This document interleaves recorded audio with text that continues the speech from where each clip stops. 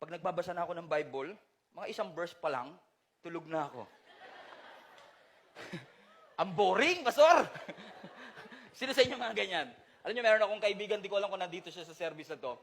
No? Mahilig kami mag-basketball. No? At pagkatapos namin mag-basketball, usually, tumutuloy ako sa kanila. One time, pag uwi namin, yung nanay nung best friend ko na ito, nagluto ng masarap na tanghalian. Sabi niya, Stephen, dito ka na kumain. Ako naman, dahil isang payatot na gutom, kumain naman ako, dinamihan ko talaga yung kain ko. Siguro mga nakatatlong rice ako, 4 na rice. Sobrang busog na busog ako. Pag uwi ko ng bahay, yung nanay ko, nagluto din pala. At dahil ayoko ma-offend yung nanay ko, sabi ng nanay ko, alam kong gutom ka. Kumain ka na. Hindi ko sinabing kumain na ako. Hindi ako sinabing kumain na ako. Pinilit kong kumain ngayon.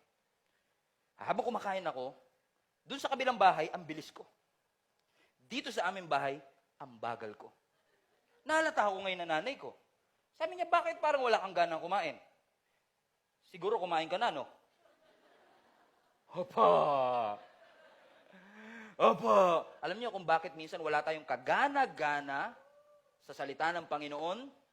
Kasi nabusog ka na sa ibang bahay. May ibang bumusog sa'yo. So ang tanong ko, sinong bumubusog sa'yo? Kung bakit pagdating sa Word of God, wala